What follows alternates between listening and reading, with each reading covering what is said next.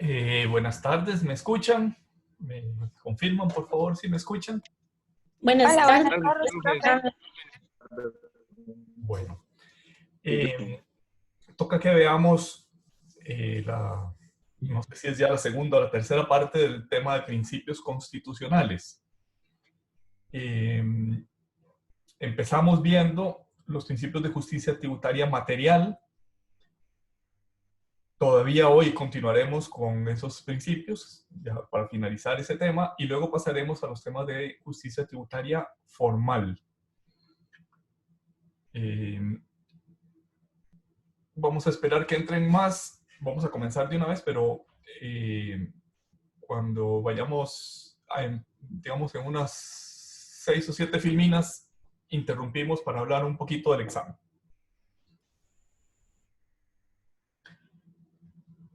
Decíamos en la clase anterior que las relaciones de igualdad, el artículo 33 de nuestra Constitución Política, exige contar con un término de comparación, un tertium comparationis. Y ese tertium comparationis es ese término de comparación para decidir si se está tratando por igual a dos ciudadanos o a dos personas. Es el principio de capacidad económica. ¿Cómo sabemos si A es igual a B? Por su capacidad económica. Si los estamos tratando igual, por su capacidad económica. O sea, no, el tertium comparaciones no puede ser otra cosa como raza, como sexo, como creencias, como domicilio, como lo que fuere. El único término de comparación constitucionalmente aceptable es el de capacidad económica. Escogido ese término de comparación, la ley tributaria tiene que ser coherente, tiene que ser proporcional al término de comparación económico exigido. O sea, si el término de comparación es la capacidad económica manifestada en el consumo, tiene que tratar a todos los que consumen del mismo modo. Si el término de comparación es la renta, tiene que tratar a todos los que obtienen renta del mismo modo.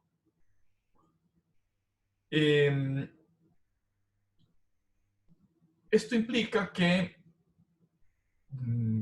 como también nuestra ley exige, nuestra ley constitucional exige que haya progresividad, es decir, exige que haya trato desigual,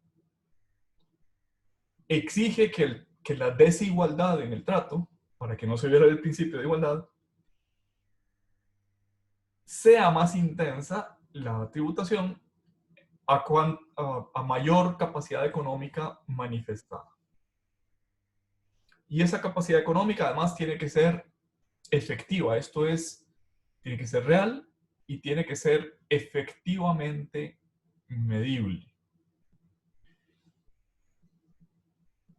No hemos visto métodos de determinación de la base imponible del tributo, pero podemos adelantar que la medición de la base imponible tiene que ser coherente con la definición del hecho generador. El hecho generador tiene que ser una manifestación de capacidad económica y el método de determinación tiene que ser coherente con el hecho generador escogido.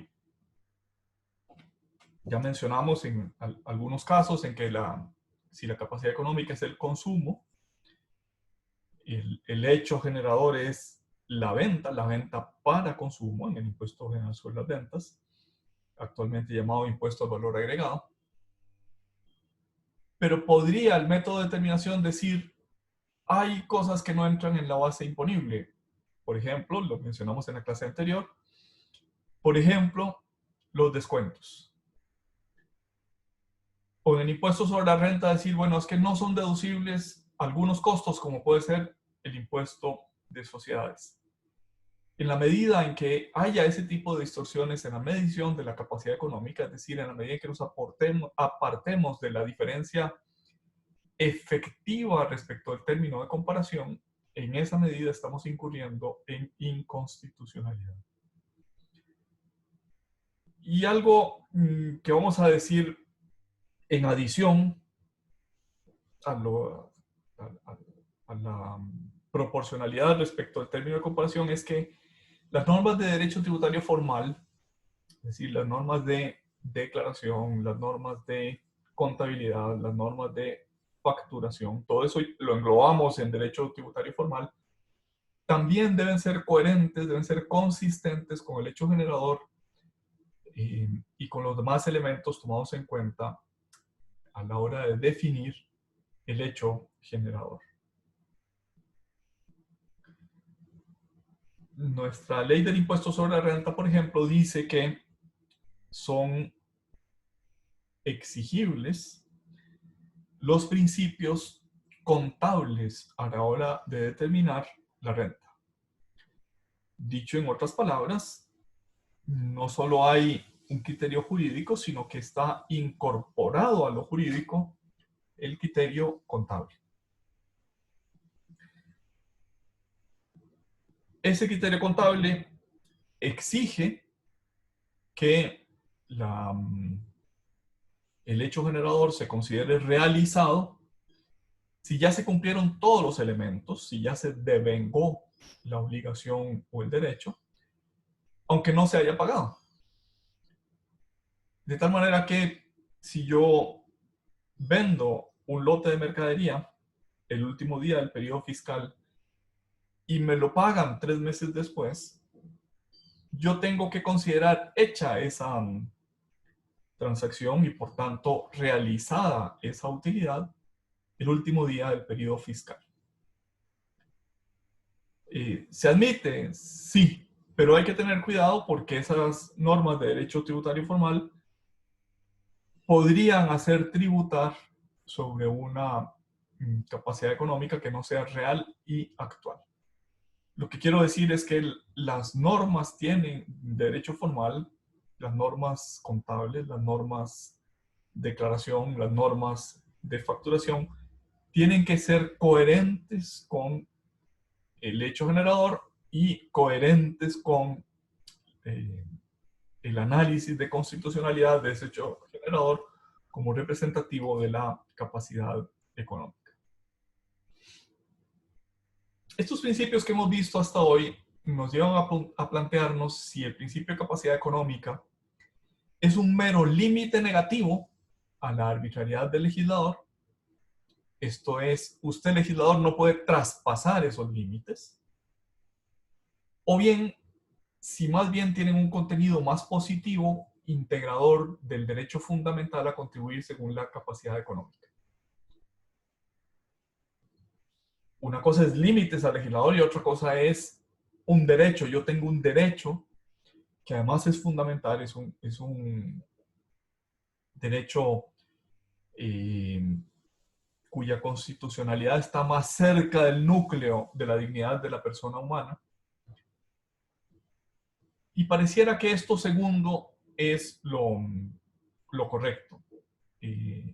Considerar el principio de capacidad económica como un derecho fundamental. No solo es un límite a la arbitrariedad, no solo es algo que el legislador no puede traspasar, sino que es un derecho propio de los ciudadanos. Es un deber de los ciudadanos contribuir, pero es un derecho contribuir según el reparto de las cargas públicas de acuerdo con el principio de capacidad económica. Y hay, por tanto, elementos de ese derecho fundamental que no pueden ser transgredidos por el legislador. El contenido esencial, por ejemplo, el mínimo exento. O sea, por supuesto que se requiere una valoración técnica de qué es el mínimo que se requiere para la dignidad de la persona humana, el mínimo de capacidad económica que yo tengo que reservarme. Pero determinada técnicamente esa necesidad, hay un derecho fundamental a que ese mínimo exento no esté grabado. A modo de ejemplo,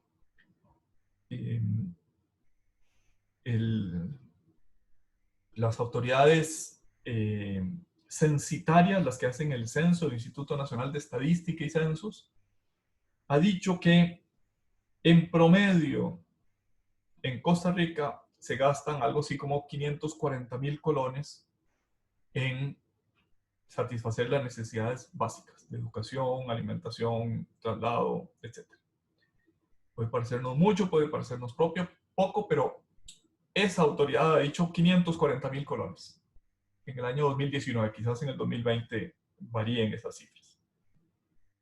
Pues bien, determinado que ese es el mínimo necesario, el mínimo con el que vive un costarricense o un ciudadano de otro país, pero residente en Costa Rica, esto nos lleva a decir, ese mínimo exento, esos 540,000 colones, son intangibles, no pueden ser tocados por la obligación de contribuir al sostenimiento de las cargas públicas. Y de ahí en más, en adición a ese mínimo exento, pues puede ser tocado por la obligación de contribuir, pero progresivamente. Esto es, entre más capacidad económica se manifieste en exceso de esos 540,000 colones, puede haber una mayor intensidad en la contribución. Ahora, el declarar que existe un derecho fundamental a contribuir según la capacidad económica no convierte ese derecho en absolutamente intangible, en absolutamente escrito en piedra, en que no puede ser restringido de ninguna manera. En realidad, los derechos constitucionales o las garantías constitucionales están en juego de tensión unas con otras. Por ejemplo, el respeto a la intimidad del artículo 24 de la Constitución Política ha de ceder para que se pueda cumplir este principio de contribuir según la capacidad económica. ¿Y esto qué quiere decir? Quiere decir que a pesar de ser datos íntimos, deben revelarse a una autoridad mediante una declaración o permitiendo una fiscalización para dar lugar a contribución según la capacidad económica. Lo mismo podríamos decir en general de todos los principios que están en la Constitución Política. El derecho de propiedad tiene que ceder mínimamente, pero debe ceder para que se contribuya según la capacidad económica. No quiere esto decir que la cesión simplemente sea por otro principio, sino que para saber cuál de esos principios en tensión debe ceder, debe hacerse un control de proporcionalidad. Y ese control de proporcionalidad se rige por una regla general de respeto al principio. Pues el principio tiene que respetarse. Si no hay más remedio que restringir el principio, debe superarse una triple prueba de las desviaciones. Es decir, las desviaciones o el respeto absoluto puede ser restringido siempre que se cumplan estas tres pruebas o exámenes.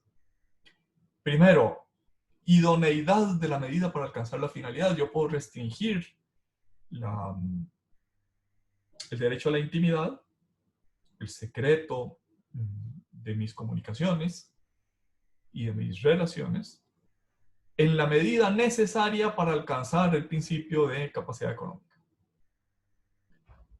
Y la idoneidad implica que no haya otro medio más idóneo para alcanzar el mismo fin, para alcanzar el fin del derecho fundamental a contribuir según la capacidad económica.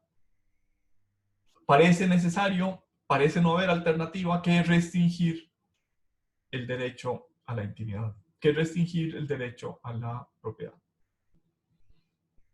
Es decir, debe ser idónea y debe ser necesario el sacrificio de este principio.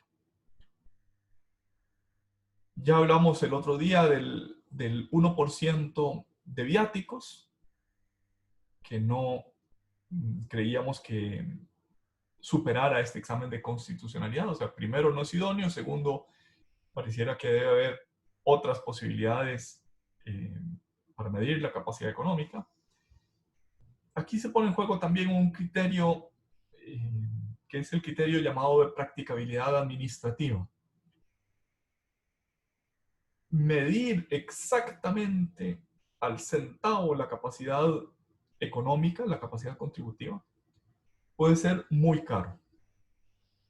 De tal manera que, midiendo a cada contribuyente hasta el último céntimo, incrementemos en exceso los costos de fiscalización y eso se convierta además en un costo mayor que haya de ser financiado con ese tributo. Entonces se vuelve un perro que se muerde la cola, una especie de círculo vicioso. Para medir exactamente la capacidad económica tengo que aumentar los costos y aumentando los costos tengo que violar el principio de capacidad económica porque obligo a contribuir más fuertemente. La manera de salir de ese círculo vicioso es mediante lo que ha dado a llamarse principio de practicabilidad administrativa. Ejemplos de practicabilidad administrativa: los regímenes simplificados. Quizás es excesivamente caro para el Estado y para el contribuyente llevar una contabilidad completa y emitir facturación completa cuando yo tengo una actividad, por ejemplo, la de peluquería, por ejemplo, las ventas en un tramo del mercado, etc. Entonces, por practicabilidad administrativa se dice, bueno, usted, señor peluquero, sus compras de champús, de alquiler de local, de tijeras, máquina de cortar el pelo, rasuradoras, tintes, etc. Por un 15% esa va a ser su utilidad. Hombre, quizás el principio de capacidad económica llevado a extremos diría, no, que ese peluquero lleve contabilidad exacta de sus costos, exacta de sus cobros, y sobre eso lo tasamos, sobre eso le cobramos el impuesto sobre la renta. Bueno, pues es posible, pero la practicabilidad administrativa, que también tiene rango constitucional, puede exigir, puede permitir que la medida de capacidad económica exacta se vea disminuida. Entonces, la triple prueba es idoneidad, segundo, necesidad del sacrificio, y tercero, ponderación de los bienes jurídicos. Esto es, ¿cuál de los dos bienes, cuál de los dos principios, cuál de los dos derechos fundamentales debe ceder y cuánto debe ceder? No puede ser tal la cesión que se termine vaciando de contenido uno de los dos principios constitucionales. Ejemplo de lo que quiero decir. El derecho a la intimidad parece que debe ceder frente al derecho o la obligación de que el tributo grave una capacidad económica efectiva. Es decir, debo respetar el derecho a la intimidad, pero no tanto que me impida medir la capacidad económica. La ponderación de los bienes jurídicos implica que, bueno, quienes tengan acceso a esa información tienen un deber de sigilo para proteger el derecho a la intimidad. Ya no es el derecho constitucional a la intimidad absoluta, sigo teniendo ese derecho, cede frente a las exigencias del principio de capacidad económica, pero le impongo a los auditores fiscales, a la administración tributaria, un deber de sigilo que no pueden revelar a nadie esa información. Lo mismo podría suceder con el secreto bancario. Si el secreto bancario es una manifestación del derecho a la intimidad y tiene una protección especial, pues bien, ese secreto bancario no puede ser vulnerado a no ser que la administración tributaria lo estime necesario y obtenga una autorización de juez competente. Es decir, debo ponderar cuánta cesión de un derecho o de una garantía constitucional para dar lugar a la otra. Y esa ponderación, la primera exigencia es que no vacíe de contenido totalmente uno de esos derechos, el derecho que cede, no puede verse totalmente disminuido. Ahora, ese derecho fundamental a contribuir según la capacidad económica, podríamos plantearnos si contradice las exenciones. Existen exenciones en toda nuestra legislación, en todos nuestros tributos. ¿Son las exenciones una violación a ese principio de que todos han de contribuir al sostenimiento de las cargas públicas según su capacidad económica? La doctrina ha dicho que no, que hay exenciones que se justifican por los derechos económicos y sociales del contribuyente.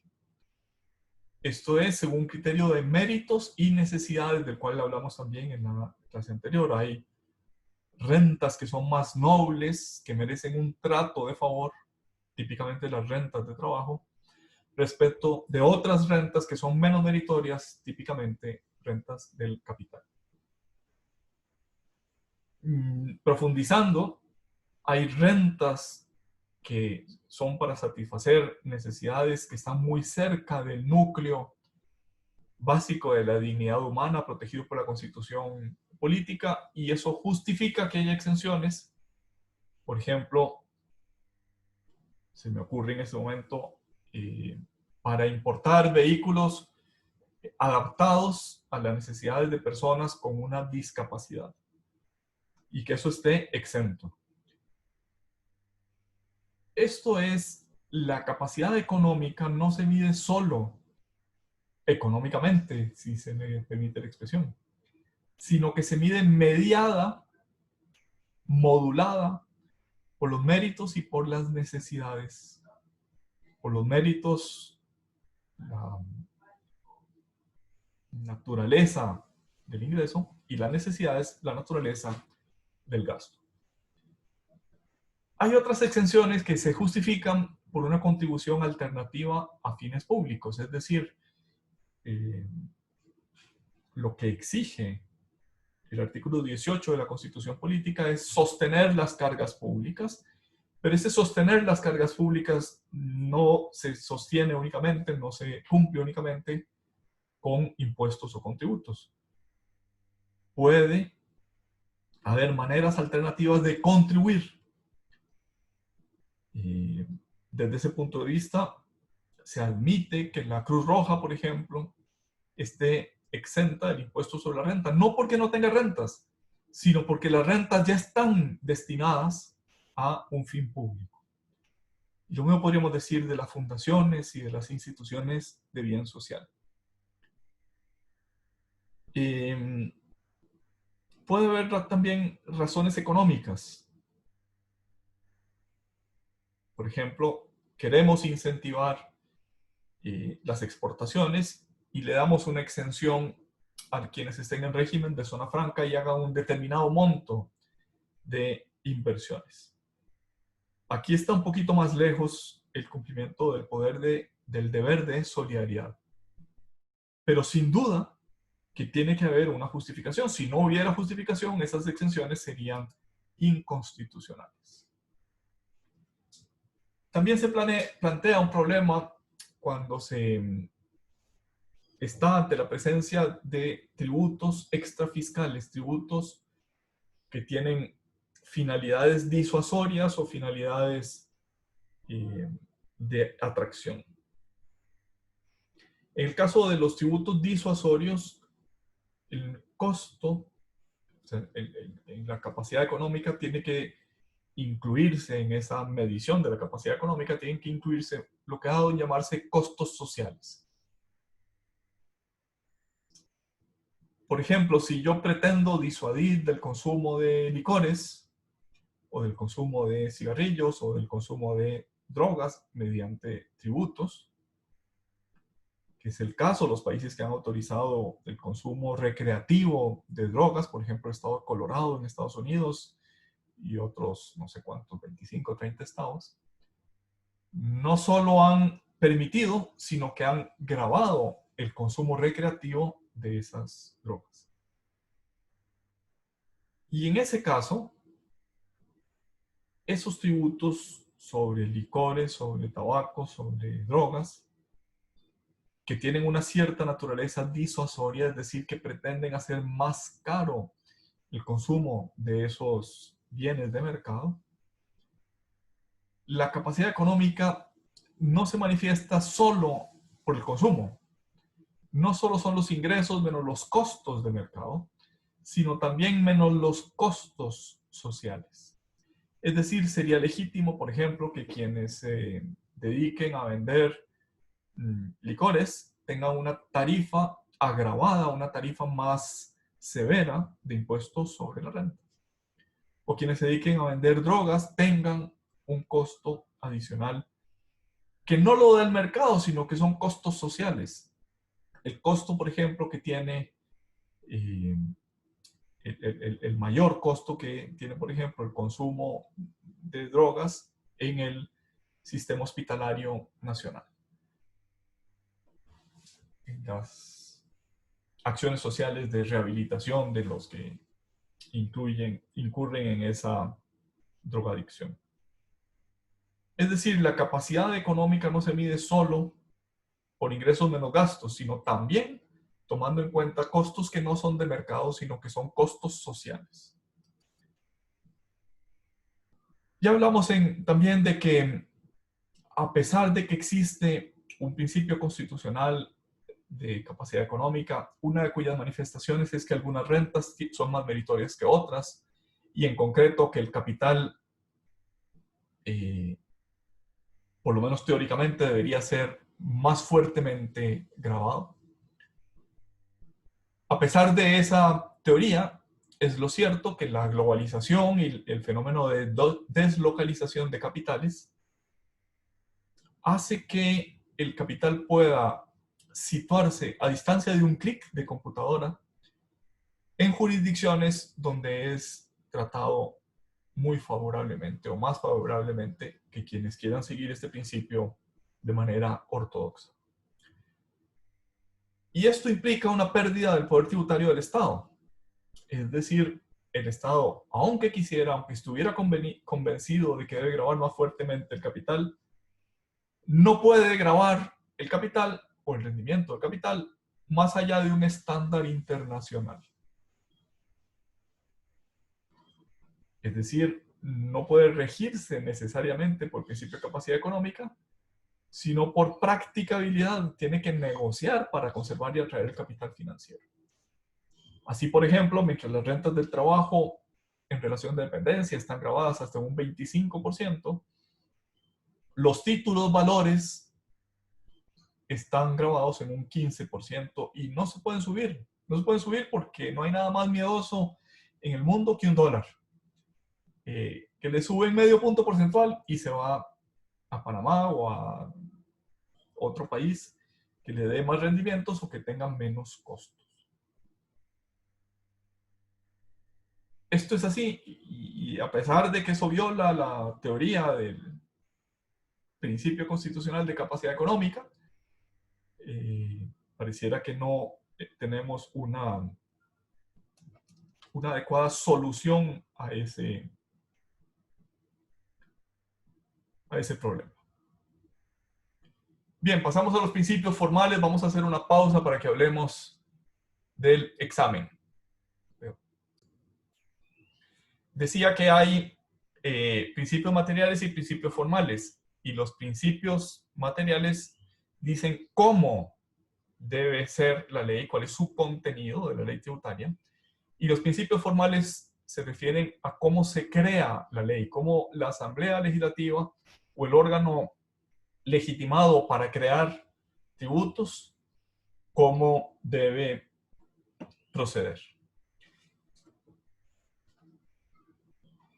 Hay una legalidad formal, que es la creación mediante la ley, pero hay un paso más allá, que es reservar algunos elementos del tributo a la ley. Es decir, el hecho generador, la materia imponible, la tarifa, los sujetos pasivos, el sujeto activo, todo aquello que define el hecho generador de la obligación tributaria y también lo que define los sujetos pasivos de esa obligación tributaria, tienen que estar en la ley, siendo constitucionalmente vedado delegar ese conjunto básico, ese núcleo duro del tributo, está vedado delegarlo al Poder Ejecutivo. O está en la ley o no está en ninguna parte. Permítame hacer una digresión que parecerá que no viene al caso, pero que me servirá después para ejemplificar lo que quiero decir.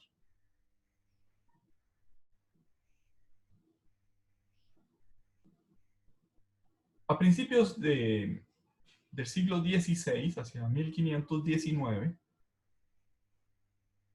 Lutero dijo que el contenido de la fe estaba en la Sagrada Escritura y que solo estaba en la Sagrada Escritura. Es un principio que los historiadores de la religión llaman principio de sola escritura. Sola la escritura, las Sagradas Escrituras. Por el contrario, los que no aceptaban esta afirmación de Lutero decían, no, la fe no solo está en la Sagrada Escritura, sino que también está en la tradición y en el magisterio. Por ejemplo, decían los segundos, ¿cómo sabemos cuáles son los libros inspirados? Lo sabemos exclusivamente por tradición y porque el magisterio de la iglesia ha dicho, estos son los libros inspirados. O sea, ¿cómo sabemos que el pseudoevangelio de Santiago, vean qué importante es ese pseudoevangelio, que ahí están la mula y el buey que ponemos en los pesebres, no están en el evangelio, están en un pseudoevangelio. ¿Cómo sabemos que ese evangelio es o no canónico? Lo sabemos por tradición, lo sabemos por magisterio. Cuando estas dos tesis irreconciliables, sola escritura y escritura más tradición y magisterio, entraron en conflicto en el siglo XVI, Lutero hizo esta afirmación. Lo que no está en la escritura no existe. Es invento del demonio. Vean, qué serio estas afirmaciones de Lutero. Lo que no está en la escritura no existe. No forma parte del depositum fidei, del depósito de la fe. Pues bien, esta anécdota traída al principio de legalidad nos llevaría a decir algo parecido. Lo que no está en la ley no existe. Tal vez no es muy jurídico decir que es invento del demonio, pero sí podemos decir que es objeto de la arbitrariedad administrativa. El tributo, en sus elementos básicos, en sus elementos esenciales, tiene que estar en la ley. No puede estar en un instrumento de menor rango que la ley. Al final de la clase pasada, les pedí que consideraran el carnet para ir a visitar ballenas. ¿Se acuerdan que hablamos del tema? Pues bien, ese carnet, el derecho para obtener ese carnet, está en un reglamento, no está en la ley. Entonces, más allá de si es inoportuno, más allá de si, ¿por qué vamos a grabar la actividad turística que ha sido fuertemente golpeada por la pandemia y que apenas empieza a levantar, le caemos con un costo adicional que aunque existe desde el 2005, la realidad es que en los últimos 15 años no se cobraba, la gente no sabía que existía. más allá de la inoportunidad o de la inconveniencia económica, aquí lo que está en juego es el principio de reserva material de ley. Un costo como el asociado a ese carnet tiene que ser autorizado por ley. No basta el reglamento. Esa es la inconstitucionalidad de fondo de ese cobro. Ahora, ha dicho nuestra sala constitucional, y bueno, no lo inventó la sala constitucional, así es también en otros países, que este principio de legalidad y de reserva material de ley es el mismo principio, pero dijéramos, reserva material de ley es como un paso más allá en el contenido, en la definición del contenido del principio. Es relativo, no es absoluto. Ha dicho nuestra sala constitucional que esa relatividad se manifiesta en que los elementos esenciales del tributo tienen que estar en la ley, pero fijados dentro de un rango, el administrador puede moverse. Ejemplos. El artículo 15 de la Ley del Impuesto sobre la Renta establece unos tramos grabados con 0, con 10, con 15, con 20, con 25%. Es decir, esos porcentajes o tarifas porcentuales se relacionan con unos tramos de renta, ¿verdad? De 0 a 800,000 colones, 0%, de 800 a 1200, 10%, etc.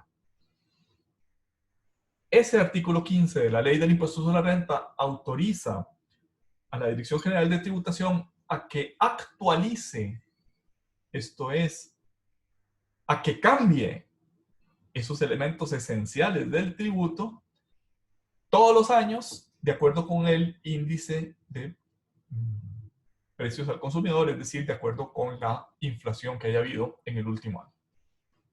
Actualizar lo hace la Dirección General de Tributación, bueno, en realidad el Ministerio de Hacienda, a propuesta de la Dirección General de Tributación mediante un decreto ejecutivo que se publica en agosto de cada año.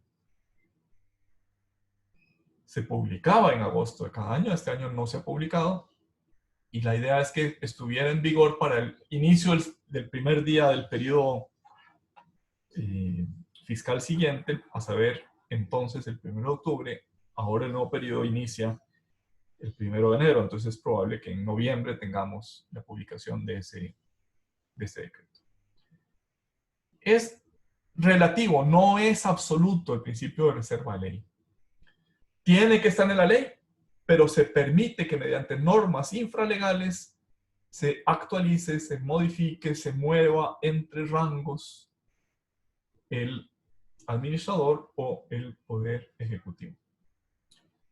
Evidentemente, cuando la ley autoriza rangos entre A y B, el rango no puede ser tan grande que vacíe de contenido el principio. Ejemplo, podría decir la ley del impuesto al valor agregado, la tarifa del impuesto es entre el 13 y el 15%. No lo dice, pero podría decirlo. Entre el 13 y el 15%.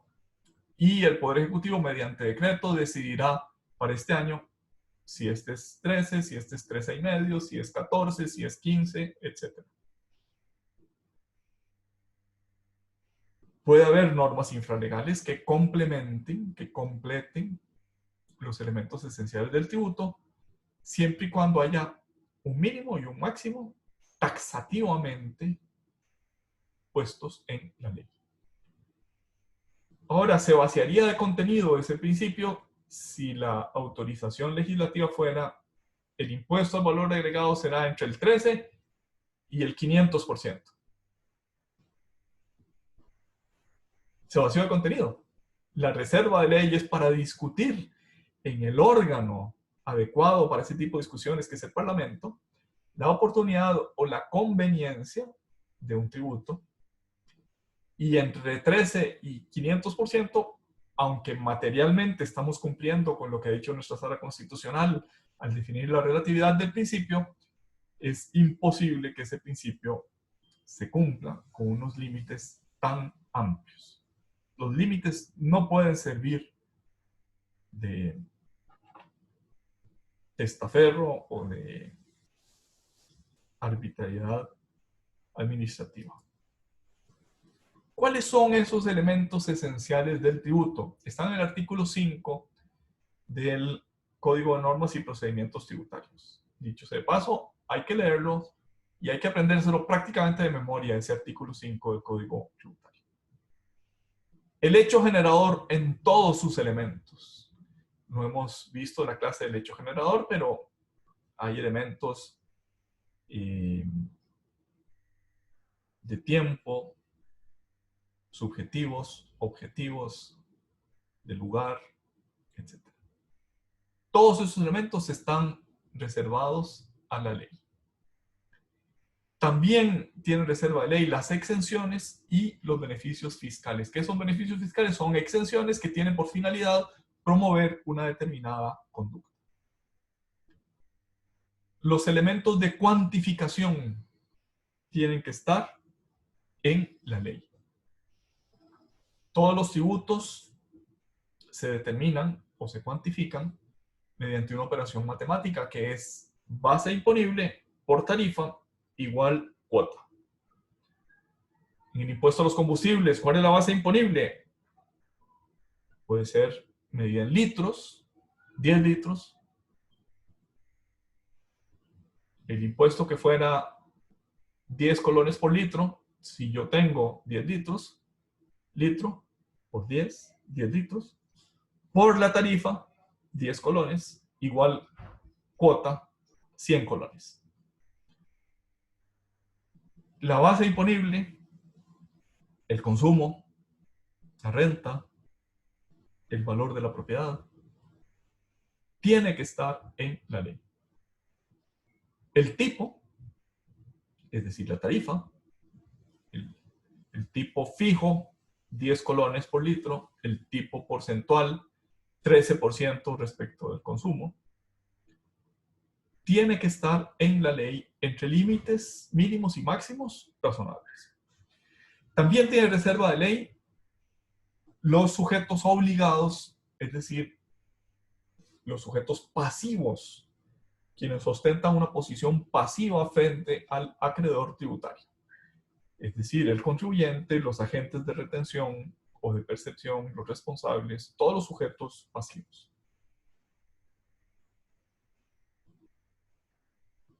Ahora, ya hemos dicho en ocasiones anteriores que junto a la legislación material, la que dice cómo es el tributo, hay unos deberes formales, unas obligaciones que suelen llamarse formales, por ejemplo, la obligación de declarar, por ejemplo, la obligación de llevar contabilidad, por ejemplo, la obligación de llevar facturas, la de llevar un auxiliar de activos fijos para si yo tengo bienes depreciables, etc.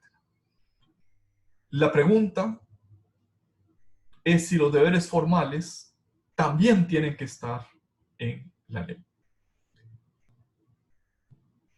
La doctrina suele decir que al menos los elementos básicos de esos deberes formales tienen que estar en la ley.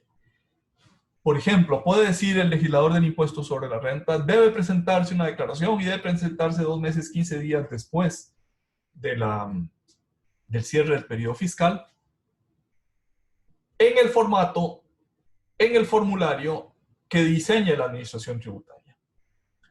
Es decir, se delega a la administración tributaria el contenido de esa declaración. Obviamente, pues esa delegación no es una delegación absoluta.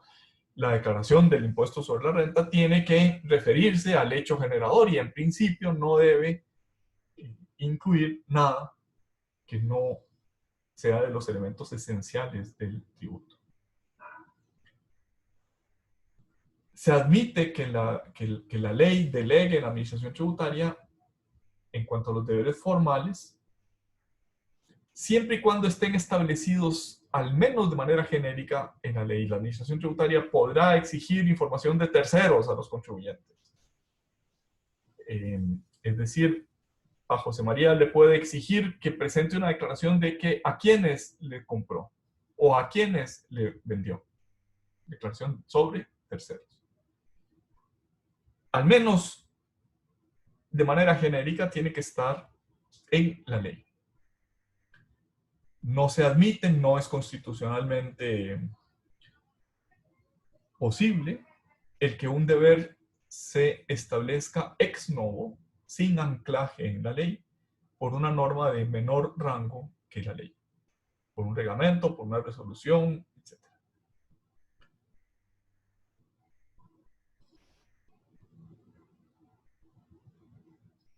Esta materia de los deberes formales tiene que ver con las infracciones administrativas. Esto es, con las conductas que se sancionan con una multa o con otro castigo administrativo.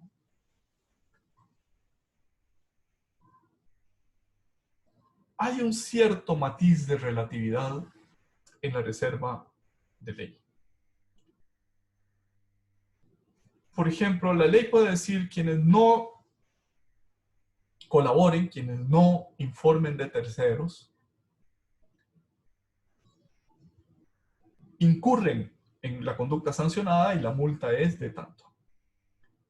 Pero ese deber de colaboración puede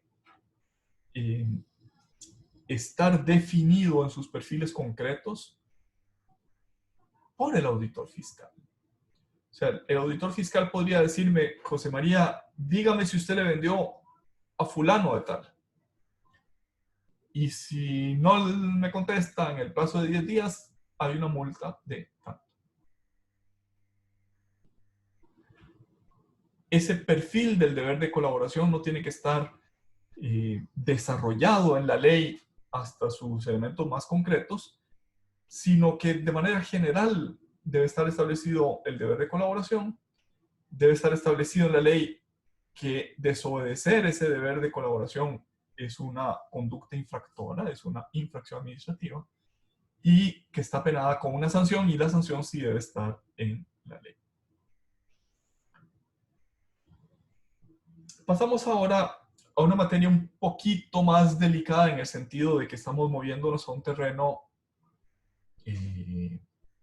un poquito más resbaladizo, que es el de la hacienda municipal.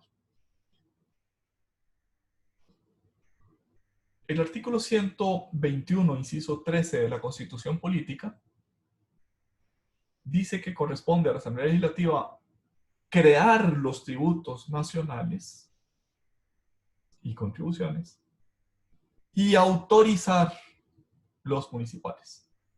Los verbos crear los nacionales, autorizar los municipales, han dado lugar a la teoría asumida por la Sala Constitucional de que nuestra Asamblea Legislativa no puede crear tributos municipales ex novo, sino que esa creación es de iniciativa municipal. El Consejo Municipal es el único que puede crear tributos. Pero como los tributos se crean por ley, la Hacienda Municipal, el Consejo Municipal, somete a la Asamblea Legislativa una iniciativa de ley y la Asamblea puede aprobar o improbar, pero no puede modificar, no puede alterar la propuesta de la Hacienda Municipal. ¿Se entendió lo que quise decir o no se entendió? Preguntas, dudas, aclaraciones.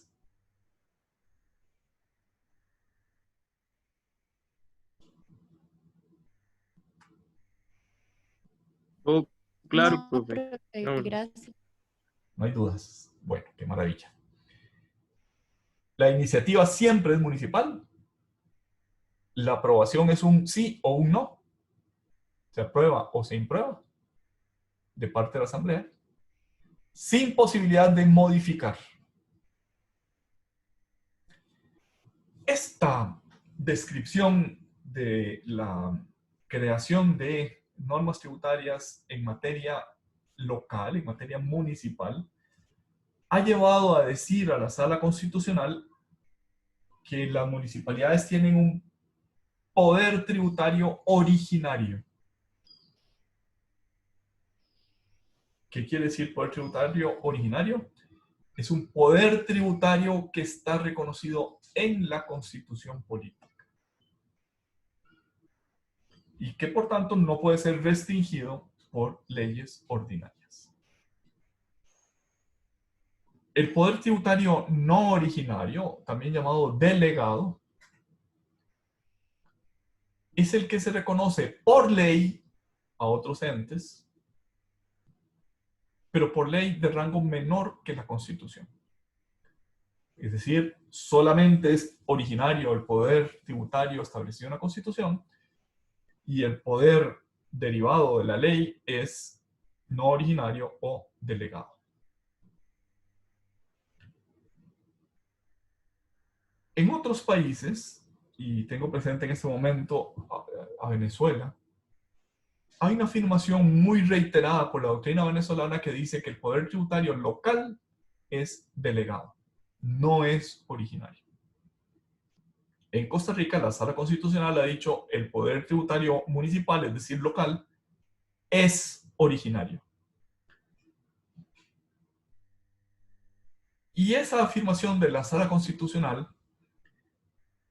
genera un problema de que al reconocer la autonomía municipal, que también está establecida en el artículo 170 de la Constitución Política, parece disminuir la potestad de la Hacienda Pública Nacional para las relaciones de coordinación.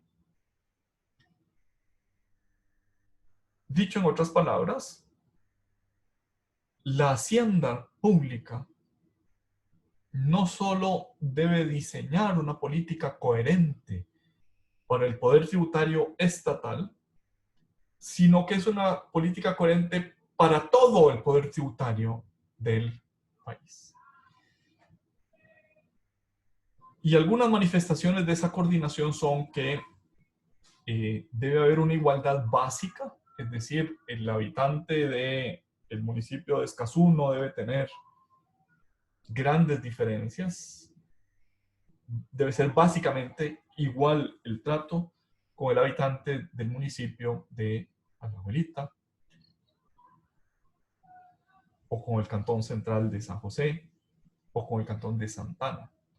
O sea, no puede haber diferencias. Las diferencias que haya deben derivarse del nivel de servicios públicos. Por ejemplo, los habitantes de Escazú podrían decir, pues yo quiero menos servicios públicos que los habitantes de Santana.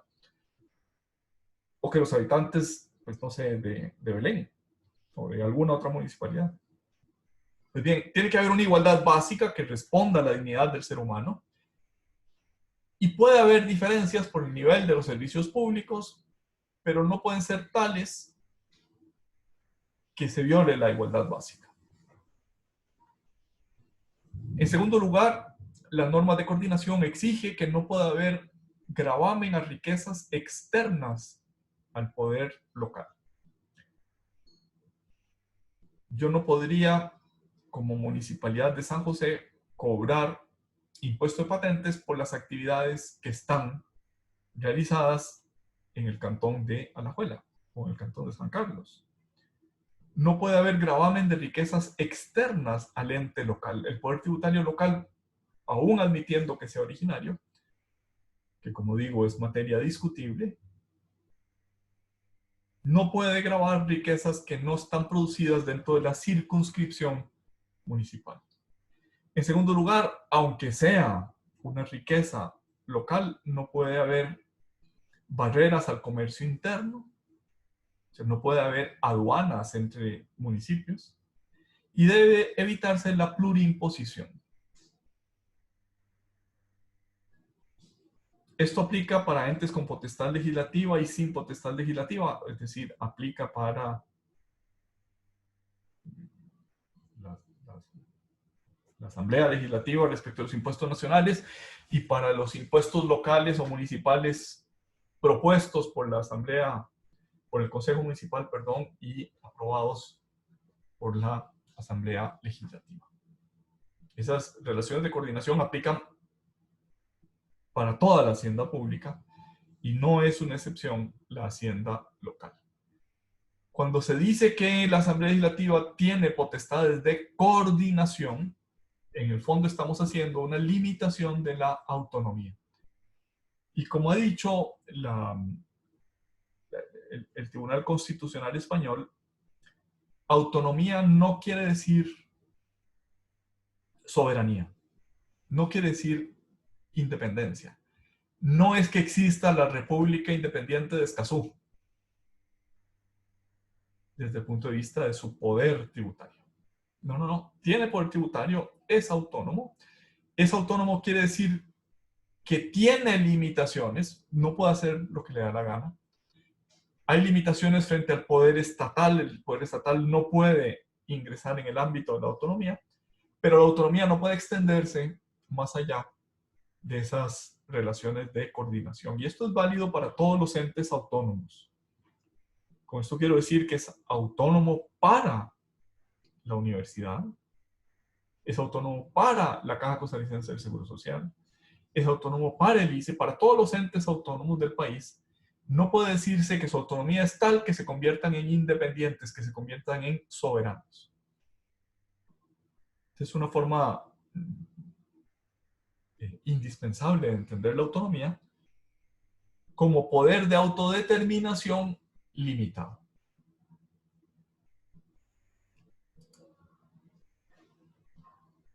¿Cuáles son los tributos municipales llamados propios? Aquellos que se crean por el procedimiento legislativo del 121.13.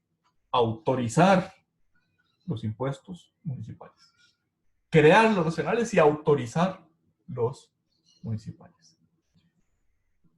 Ya tenemos una primera materia. Esa necesidad de autorización reconcilia la autonomía municipal con la reserva de ley en materia tributaria. Solo por una ley material y formal emitida por la Asamblea Legislativa se puede crear un tributo. Pero la autonomía municipal queda respaldada o queda resguardada diciendo que la iniciativa de esa ley solo puede venir del Consejo Municipal. Ese procedimiento es especial, primero porque la iniciativa solo puede ser del Consejo, es decir, en esta materia de impuestos municipales no puede haber iniciativa del Poder Ejecutivo, no puede haber iniciativa de los diputados, sino que la iniciativa necesariamente es del municipio, del órgano que rige el municipio, a saber, el Consejo. Y también porque la Asamblea no puede sino aprobar o improbar, es decir, no puede enmendar. Esto fue así definido en varios votos, del que el más paradigmático es el voto 1631 del año 1991 de la Sala Constitucional. Hay más votos, pero ese es el que ha enfatizado que puede hacer.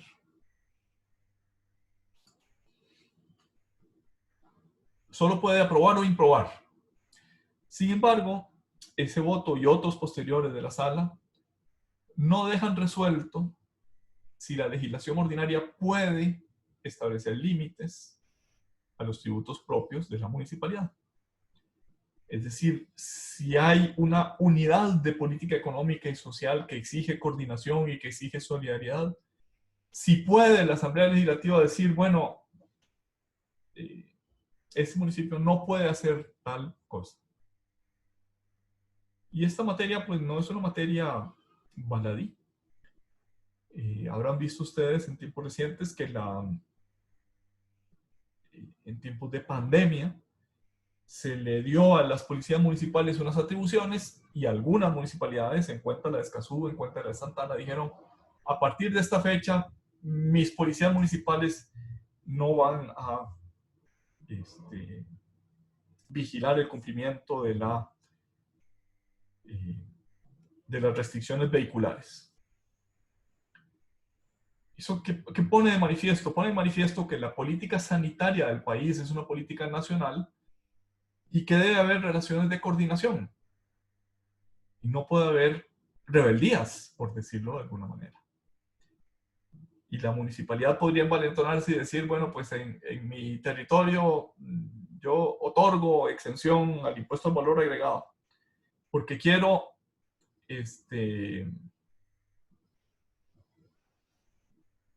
promover la actividad económica de mi municipio. Durante el mes de septiembre no se va a cobrar impuesto al valor agregado en los bares y en los restaurantes del municipio de Escazú. ¿Por qué eso no es constitucionalmente permitido? Porque la política económica y social está reservada al Poder Ejecutivo, no está residenciada en el poder local. Lo que está residenciado en el poder local son un poder tributario autónomo, lo que ha dicho la Sala Constitucional, se puede aprobar o improbar los impuestos propuestos por el municipio, pero aún ese poder tributario que la Sala discutiblemente llama originario, tiene que tener límites en los principios de coordinación o de solidaridad.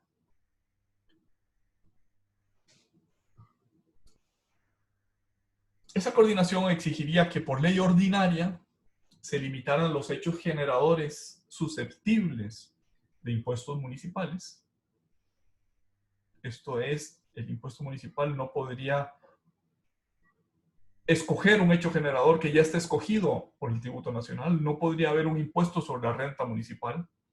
No podría haber un impuesto al valor agregado municipal. No podría haber un impuesto municipal que grave las importaciones, como sucede en los impuestos aduanales.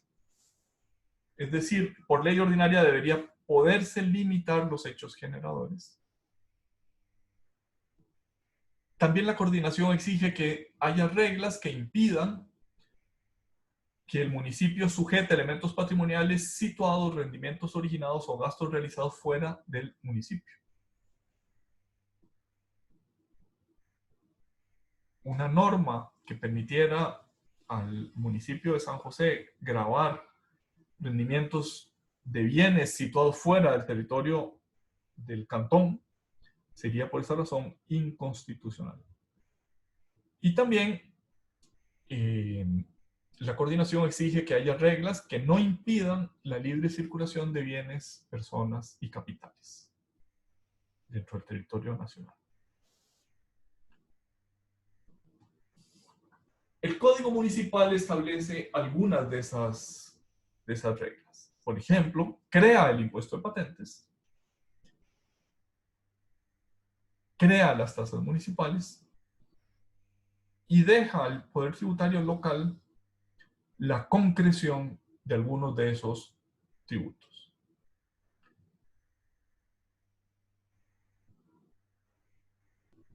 Si el Poder Tributario fuera originario, como dice la Sala Constitucional, como ha dicho en varias ocasiones la Sala Constitucional, el Código Municipal que tiene límites a ese poder sería inconstitucional. Esto es, sería una ley ordinaria que limitaría un poder originario de rango constitucional. De tal manera que eso pues es una contradicción importante con la afirmación de la Sala de que el poder tributario de la hacienda local es originario. En este voto del año 95, el 3930 del año 95, se dijo la Sala Constitucional que es constitucional la creación de un impuesto nacional de incidencia municipal. Esto es, sin emplear el procedimiento especial del 121.13 para los tributos locales, autorizar los municipales, que está en la segunda parte de ese inciso, se puede utilizar la primera parte del 121.13, crear los tributos nacionales, aunque sean de incidencia municipal. Y esto lo dijo a propósito del impuesto de bienes inmuebles, que antes del año 95 era un tributo nacional, bueno, sigue siendo nacional, pero lo que quiero decir es que era un tributo que cobraba el Ministerio de Hacienda, cobraba la Hacienda Nacional, y en el 95 se decidió cederlo a las municipalidades. Por esa razón se dijo en este voto que este tributo nacional puede ser cedido a las municipalidades, pero sin perder su naturaleza de impuesto nacional. Lo crea la Asamblea Legislativa, puede hacerle variaciones, puede hacerle cambios, puede crear exenciones antes y durante del acto originario creador. Y puede ceder la administración y la utilización del fruto de ese tributo a las municipalidades. En ese voto del año 95 se dijo que es posible crear un tributo de incidencia municipal por la vía ordinaria, o sea, por la primera parte del 121.13 de la Constitución Política. Pero eso es posible en general, pero no si los intereses y los servicios locales van a ser financiados por los municipios, esto es por los habitantes de la circunscripción municipal. El impuesto de bienes inmuebles se salvaría de ese escollo, de esa dificultad, en la medida en que los sujetos pasivos no son necesariamente municipios, es decir, no son necesariamente residentes del cantón. Yo puedo ser residente en el cantón de Escazú y tener un inmueble en otro cantón, en el cantón de Alajuelita, por ejemplo, y el de Alajuelita me puede cobrar ese tributo, que es un tributo nacional, a pesar de no ser yo vecino de ese otro cantón. De tal manera que hay tributos propios, locales, municipales, tributo en el cual los sujetos pasivos son municipios y su destino es para financiar los servicios locales. Y hay tributos cedidos. El tributo cedido necesariamente es un tributo nacional. Es el poder tributario del Estado que cede uno de los tributos que crea en uso de ese ejercicio a la hacienda pública local o municipal. Quedan sin resolver, ni en la jurisprudencia de la Sala Constitucional, ni en los dictámenes de la Procuraduría, ni en general en nuestro ordenamiento, están sin resolver varias cosas. La primera, si es originario o derivado el poder tributario local, la sala ha dicho que es originario, pero dijéramos eso, termina violando las reglas de coordinación. Esto es, si es originario, el municipio puede proponer un tributo que no está previamente establecido en la ley ordinaria. Y si es un poder hacendístico o tributario derivado, no pueden proponerlo sino si ya existen en la ley ordinaria creados en sus elementos básicos. Como ya dije, los elementos básicos del impuesto de patentes están en el Código Municipal. Y aunque hay una ley creadora de cada impuesto de patentes en las 82 patentes municipios de este país, eso segundo es propio de un poder tributario derivado o delegado, no de un poder tributario originario. Queda sin resolver esa cuestión. O sea, la sala dijo es originario, pero no sacó esta consecuencia. Otra consecuencia u otra cuestión que queda sin resolver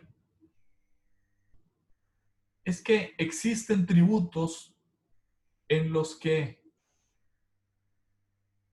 a pesar de haber sido creados por el procedimiento ordinario, esto es por la primera parte del artículo 121, inciso 13, corresponde a la Asamblea Legislativa crear los tributos nacionales y contribuciones.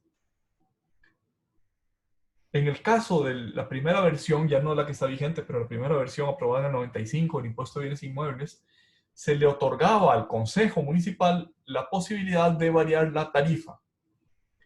Esto es su impuesto nacional en uso del poder tributario originario de la Asamblea Legislativa, pero se permitía que el Consejo pudiera integrar elementos cuantitativos entre un máximo y un mínimo.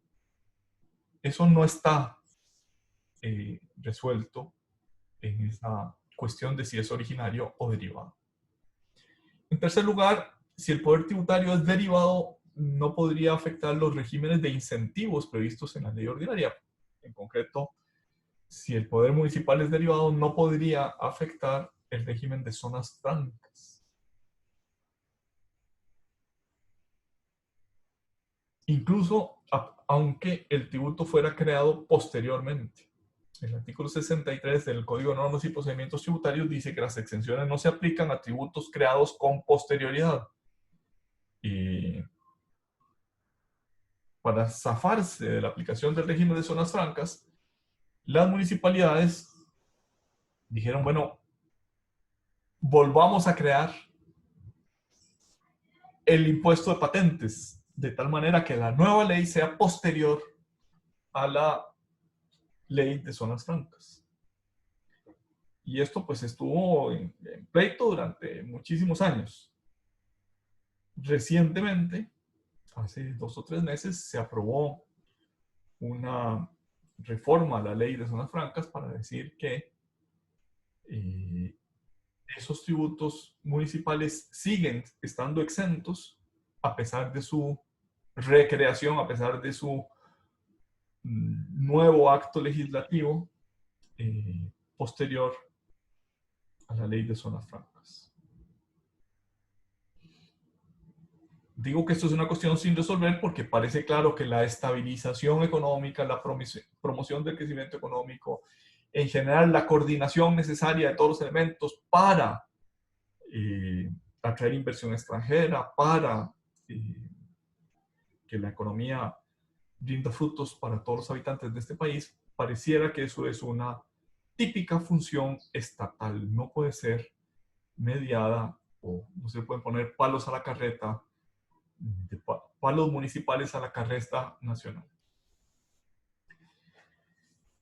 Dijo la Procuraduría en este dictamen del año 2005, los gobiernos municipales son entes autónomos, los cuales ostentan una potestad tributaria derivada. La Sala Constitucional había dicho que es una potestad tributaria originaria. La Procu dice es una potestad derivada. Sin embargo, no desarrolló las implicaciones de esa afirmación. En esta otra opinión del año 2008, por cierto, está firmada por el entonces procurador, actual magistrado de la Sala Constitucional y presidente de la Sala Constitucional, el magistrado Castillo Víquez.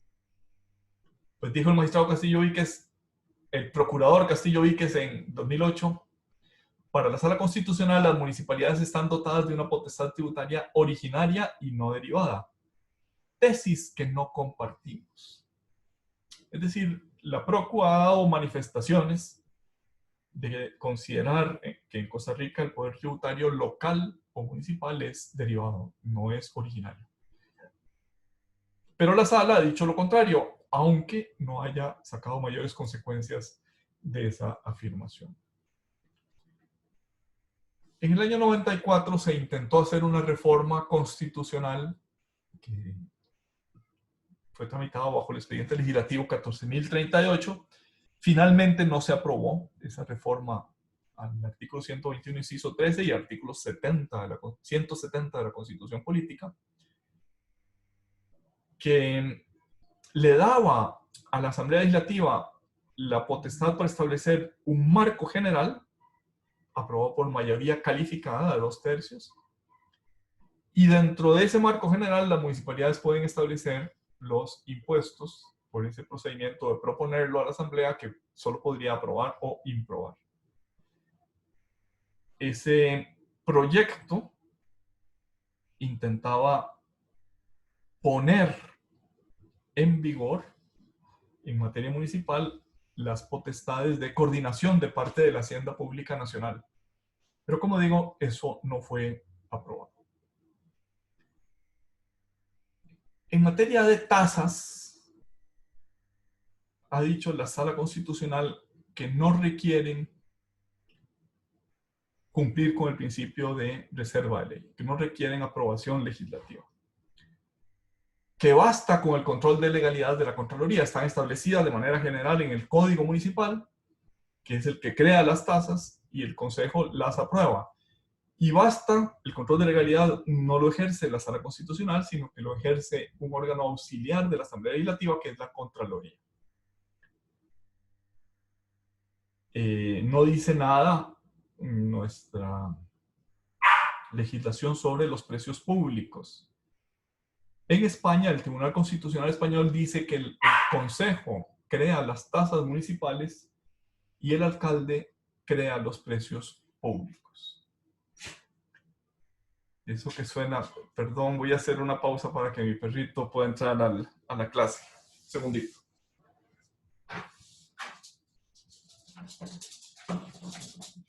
¿Qué pasa, campeón? ¿Qué pasa?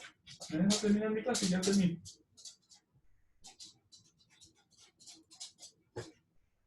Bien, él quiere aparecer en la clase y se lo voy a mostrar. Venga, venga. No quiere aparecer en la clase. Ya casi terminamos. El Código Municipal costarricense no distingue entre tasas y precios públicos. Ya lo vimos en su momento que el Código Tributario tiene un criterio implícito de distinción. Si el servicio es inherente al ente público, estamos frente a una tasa. Si no es inherente, estamos frente a un precio público. Y la doctrina ha desarrollado esa inherencia diciendo que es tasa si se trata de una solicitud o recepción obligatoria. Por ejemplo, si se cobrara por la emisión de la cédula de identidad, eso sería una tasa. Y es tasa si no es susceptible de prestación por iniciativa privada. Por ejemplo, nuevamente, la emisión de la cédula de identidad. O bien, aunque sea susceptible de prestación por iniciativa privada, legislativamente se haya creado una reserva a favor del ente público. Incluso en el caso de que se pueda concesionar, desde ese punto de vista,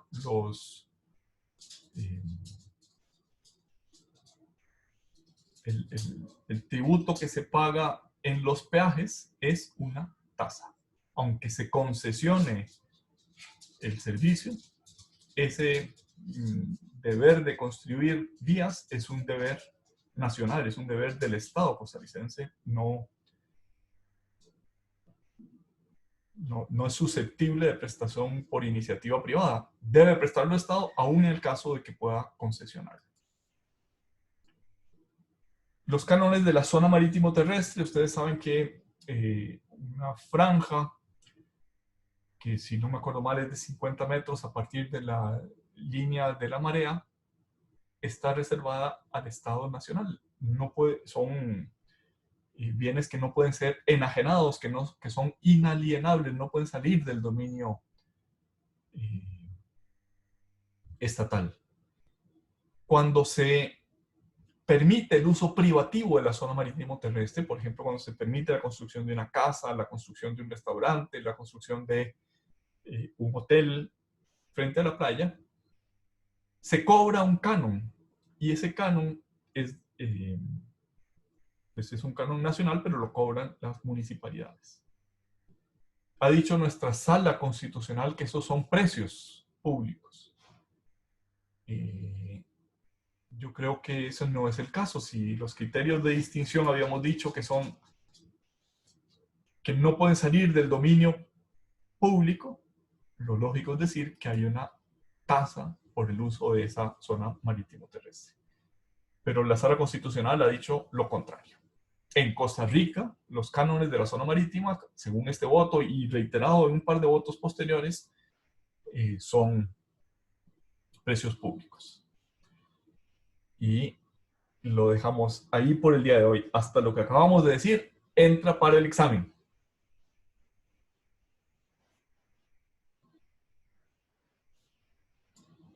preguntas, dudas,